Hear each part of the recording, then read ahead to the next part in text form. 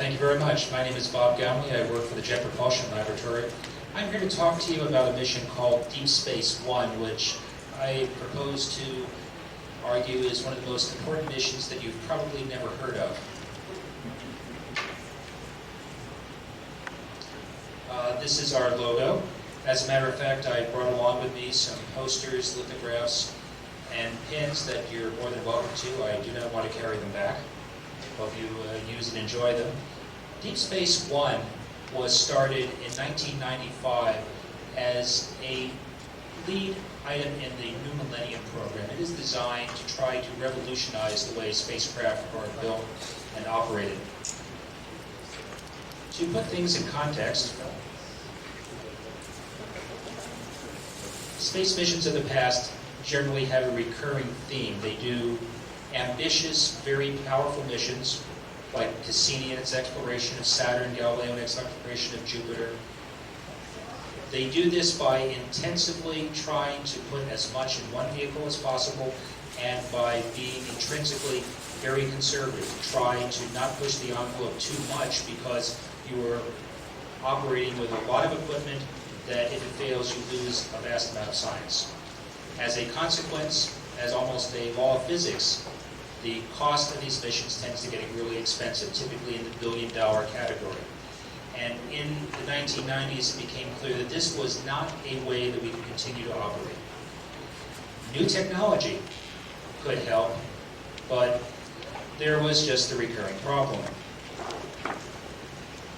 As the caption says, we just don't have the technology to carry it out.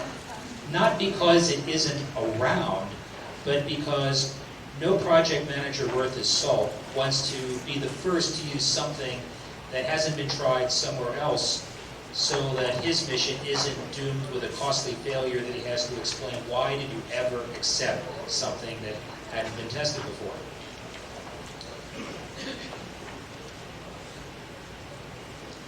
The way to break through that roadblock is to create a series of missions under the New Millennium Program, the series was originally called Deep Space, now they're called Space Technology, is to create experimental vehicles. And their function, above all else, is to try new things. If they work, fantastic. Others can benefit from it directly. And if it doesn't work out, that is still valuable information because you can take the information, work with it, and maybe the next time it will work, but you haven't lost an expensive mission in order to do it.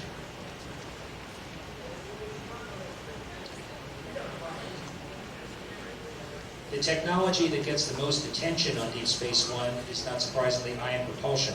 I'm feeling a little sheepish here because compared to some of the other technologies being talked about here, I feel a bit like discussing steam engines with automotive engineers. But it's easy to forget that until a very few years ago, ion engines were a laboratory curiosity. People have known for years that instead of using chemical energy to propel spacecraft, it is possible to use electrically charged ions, accelerate them, and move spacecraft much more efficiently.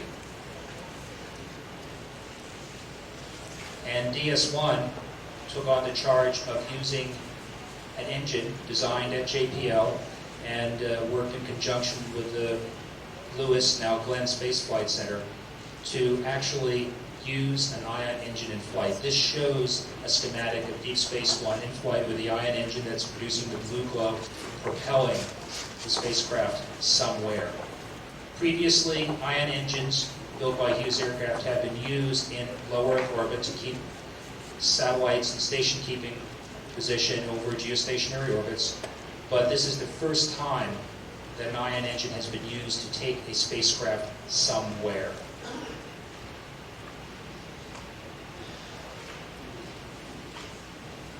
Another aspect that Deep Space One pushed is to try to make spacecraft smaller and lighter. In the launch business, mass is everything. If you can make a spacecraft that is smaller and lighter, able to do more with what you pack into it, you can create orders of magnitude shift in cost. For example, Cassini was launched in the Titan IV, which cost hundreds of millions of dollars to launch. Cassini, by comparison to most spacecraft, is a behemoth. It's 6,000 pounds. Deep Space One, on the order of 500 pounds, is able to launch a Delta II. In fact, we were able to use one of the smaller, lighter versions of the Delta, and its launch cost for tens of millions of dollars. So we pioneered the use of some small, low-power electronics, multifunctional structures, which are actually electronic circuit boards made into structural components, that someday the spacecraft won't be a box with things in it. The box will be the spacecraft.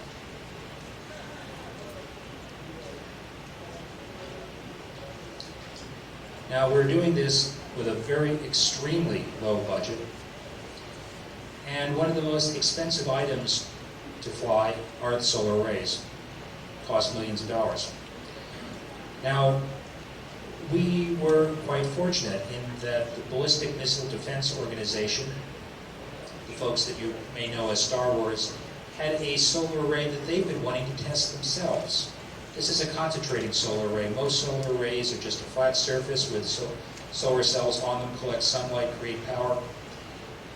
The concentrator solar array, on the other hand, puts these collectors in very small strips and then mounts Fresnel lenses on top of them so that the sunlight is concentrated. It is possible to design very efficient solar collection this way. Has the problem, though, that now your solar panels can't afford to be a little lopsided. It has to be pointed dead onto the sun. But for certain applications that the Ballistic Missile Defense Organization is interested in, these would be ideal. And so a deal was proffered. Deep Space One. We have these solar arrays that need flight testing. I know you're in the business of flight testing. If we give them to you, would you be able to use them? We deliberated on this for about 3 seconds and answered yes. Another aspect of keeping costs low is the time spent on the Deep Space Network. In order to keep spacecraft operating, the traditional paradigm is that you talk to them constantly, always have a link. But in our case, the link is through a resource called the Deep Space Network. These are 3 installations scattered around the world that use very large antennas to communicate with spacecraft flying in deep space. And it is getting crowded up there. And to get time on these stations can become very difficult. If you can build them so that they can do more for themselves, sort out what needs to be done to respond to conditions as they are, and only check in on them once in a while, now you've freed up a very expensive resource. So Deep Space One has pioneered some autonomous software that is allowing the spacecraft to figure out where it is by itself, make corrections, and then let us know what it has done so we can say, yea, verily, you're doing the right thing. The way it does it is a very conventional method of optical navigation. It looks at a body, typically an asteroid, and compares its position against some guide stars. By photographing it using the onboard camera, which itself is a new technology, it's able to find its position and continually triangulate on this. In the case of ion propulsion, which provides an extremely low amount of thrust, but does it nearly continuously, that means that about once a week, the engine will stop, point towards some guide stars, see where the asteroid is in relation to it, and say, okay, I know what I need to do, I just need to point not quite in this direction, but in this direction, and resume thrusting.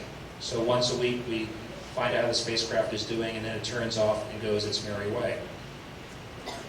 And its merry way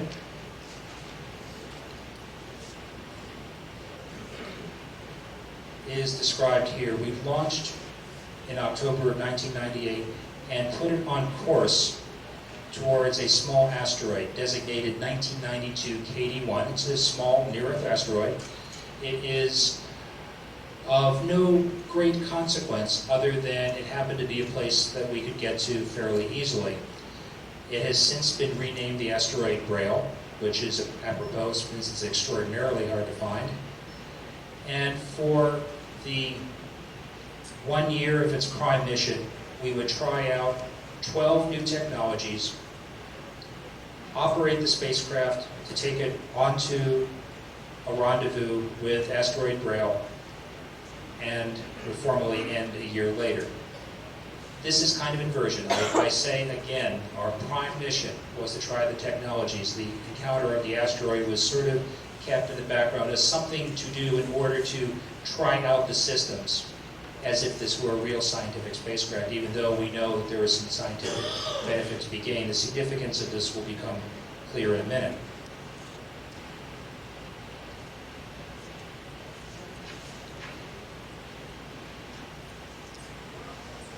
The hardware slowly came together through 1997 and 1998. This shows Scarlet in its both deployed and undeployed condition. The arrays are about 40 feet long, so needless to say, one of the things we worried about the most is whether the wings would deploy properly, whether we'd be able to get power on the system, because without it, we don't have a mission. And this shows Deep Space One in the test chamber at Jet Propulsion Laboratory. It is sort of facing downward. What you're seeing here is the ion engine. It's a grid about 30 centimeters in diameter.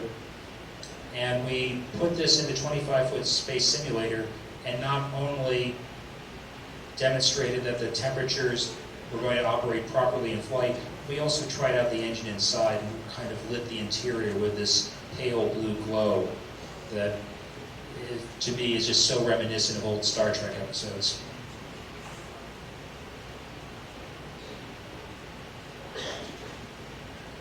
We had a successful launch, always a tension-producing condition for any spacecraft. We had a few problems getting communication with it early on. When it launched, the radiation belt around the Earth, we believe, interacted with the star tracker. It had a little trouble finding its way, and as a consequence, it wasn't able to point its antenna in the proper direction immediately. So where I was sitting was not in the control room, but in an auditorium watching how the ground crew was doing, and I knew all the steps. Okay, make sure that the ground stations are operating correctly. They were. Make sure that we had given them proper instructions on where the spacecraft would be. We had, and on and on. I could just remember the flight mission director beginning to reach in for his binder that I knew he had kept for emergency conditions, and at that moment, they announced they'd resumed communications, and the spacecraft was all right. So we all took a deep sigh. The arrays had deployed, the antenna was pointing, the spacecraft was operating fine.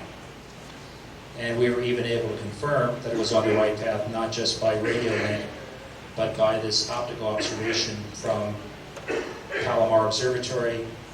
This little blip you see there is Deep Space One on its way through the inner solar system. Bob, could you point it out again? Which one? This, trying to hold the microphone and do three things at once. This little streak here is Deep Space One. Thank you.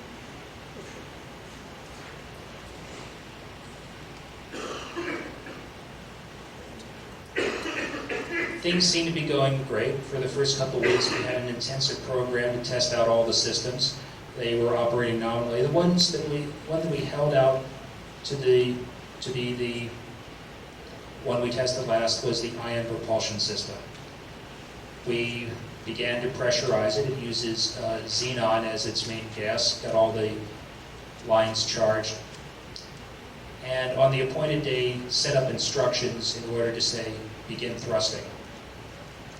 And watch the telemetry come down and see valves move, things pressurize, electric currents increase. And finally we got an indication that yes, thrusting had begun, and for 3.5 minutes it looked perfect. And then sputter, sputter, sputter, stop. This caused us a moment of pause because it had worked swimmingly in the laboratory. We're an experimental mission, but you really hate to see things not work right the first time when the whole world is watching. And I happened to be flight director that day, so I also had a a TV camera watching my every move and hoping there wasn't too much blood on the sweat of my brow. So we paused for a few minutes, considered our options, and said, well, why don't we send a command to have it start again?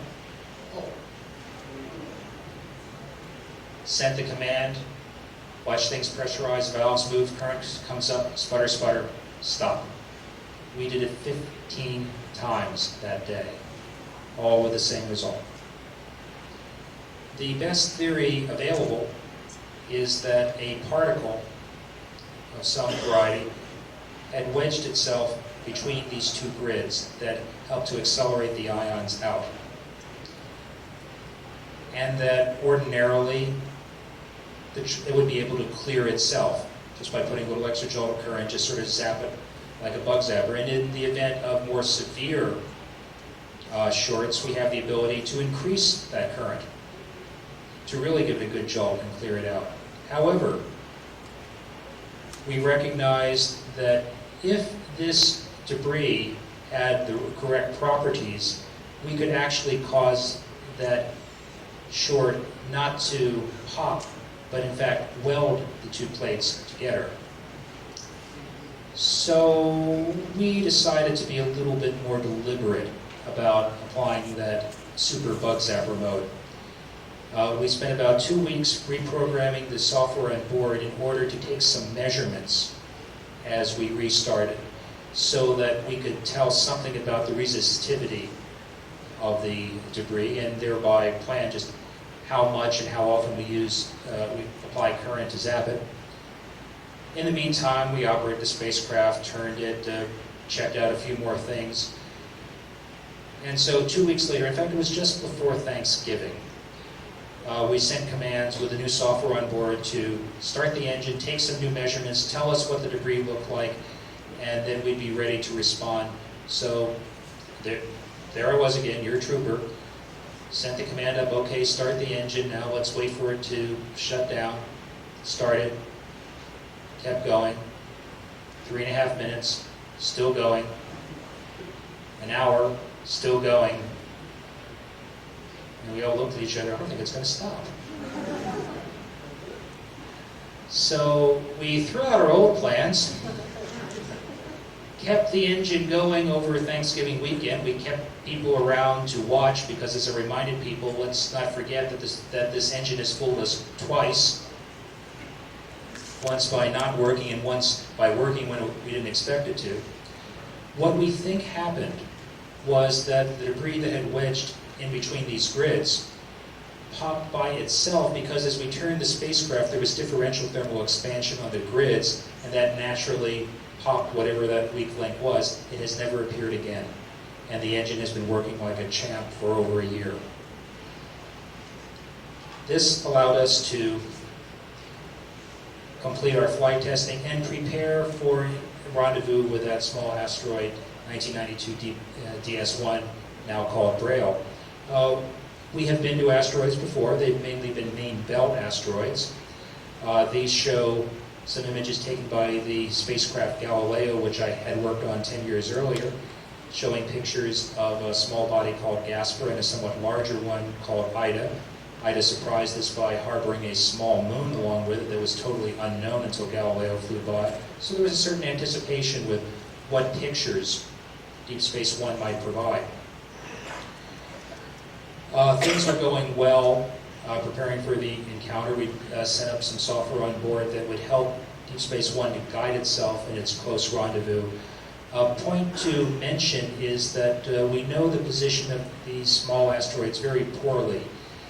And Deep Space One would be flying by so fast that it would have to guide itself. So we had given it programming to find the asteroid amidst the star background and to begin to find its way and be on the correct flight path so that when it aimed at its cameras it wouldn't see deep space. Well, we could tell that this asteroid was extraordinarily dim, but as we got closer it became clear that we were not finding it as readily as we hoped it would. But towards a day or two or so before, we were able to spot it just barely amidst the star background, so we thought that the spacecraft could find something to latch onto. And early in the morning before the encounter was supposed to take place about 9:30 at night. Early that morning, we had gone through one of these optical navigation routines, and the spacecraft encountered a problem. Software shut itself down, pointed itself towards the sun, and basically asked for help. That help came immediately, streaming into the laboratory. We got all our best people in. The clock is ticking away. We had to reorient the spacecraft back to the Earth. It had basically done a cold boot, so got to bring everything back up, send up some new commands so that it would be able to resume its correct trajectory. We knew that it needed to make a few tweaks along its path. Got the commands up with, I believe, about 20 minutes to spare. Wanted to leave a little reserve. Watched it make a correction, and then set it on its way. And for a period of several hours before it was completely on its own, there was nothing that we could really do to help it. But through the thin stream of data that we were getting, we could tell that it was having problems. It was giving us some signals that it couldn't quite find the object that it was trying to image. And the next day, when we started to get the data back, we found dark sky, dark sky, dark sky, and 3 images. These were not the close-up images we had hoped for. These were done after we had passed by and were looking behind. Not the optimal angle, but there were these 3 blurs that, put together, can give you an image like this. It tells us that Braille was about a mile long, extremely uneven, and in retrospect, far darker than we had planned on. We're literally trying to image charcoal against the black sky. And the way we had programmed it, the spacecraft had a hard time recognizing what it was seeing. We didn't want to set the threshold too low in case it were going to lock onto noise, but as a result, it wasn't able to easily lock onto this object.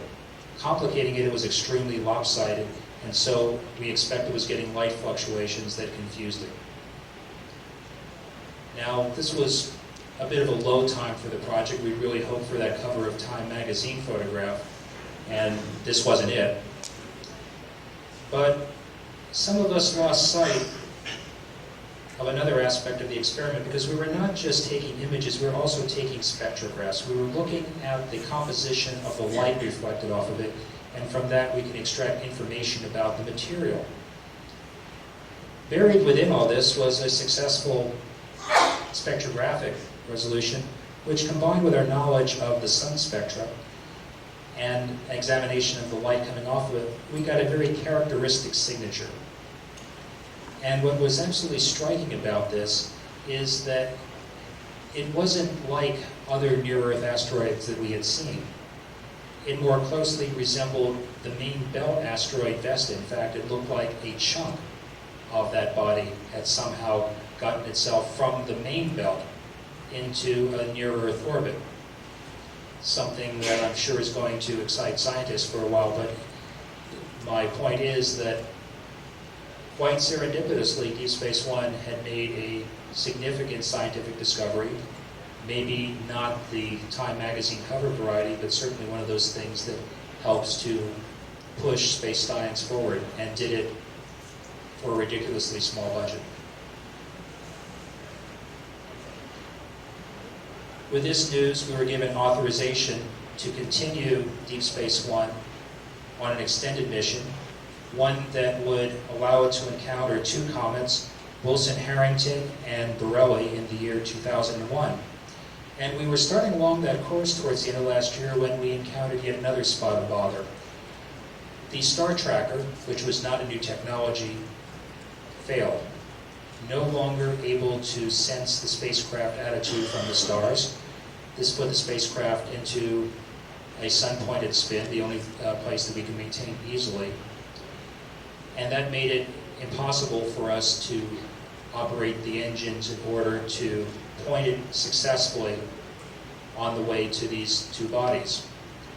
So, as I've seen so often, the flight team got together and said, what can we do? We've got the talent here, we've got options, what are they? And so, even as we speak, we are in the process of loading new software on board that will use the camera that we use to take pictures of objects, not just for science purposes, but to actually track the stars. It's going to be difficult because the star tracker has a field of view about yay big, and the field of view for a science camera is about yay big, so it's a little hard to compress a star field in it. The best we can do is put a star in that field of view, lock onto it, and then use a sun sensor to see where the sun is, and kind of sort of you can maintain some very coarse pointing. Unfortunately, the field of view is just almost exactly the size of the deadband we have to maintain in order to keep thrusting in the right direction. And so if the star falls out of that view, go back to the sun, you've got to nurse it back by hand. In spite of all this, we are plowing forward. We'll be testing out the software in the coming weeks.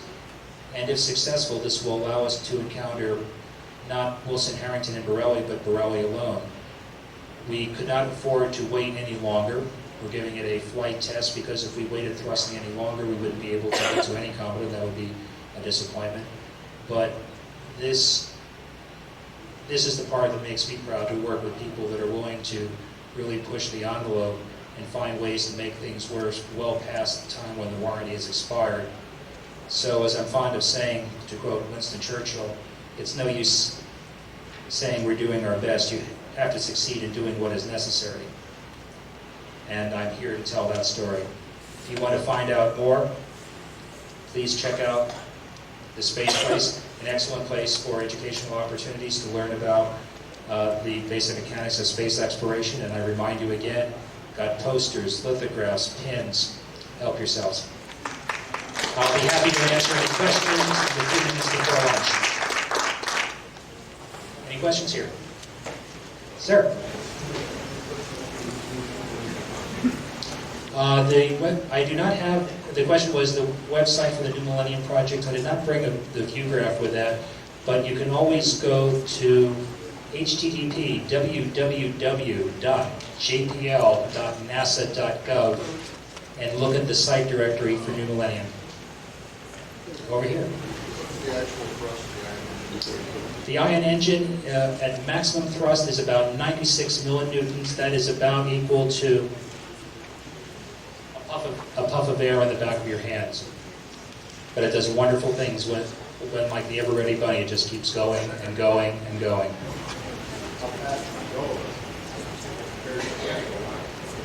The question was, how fast can it go compared to a chemical rocket?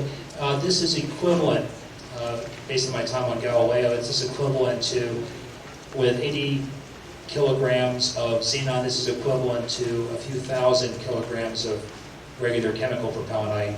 I don't know how to convert that to meters per second, I'm afraid. Glad you all could come.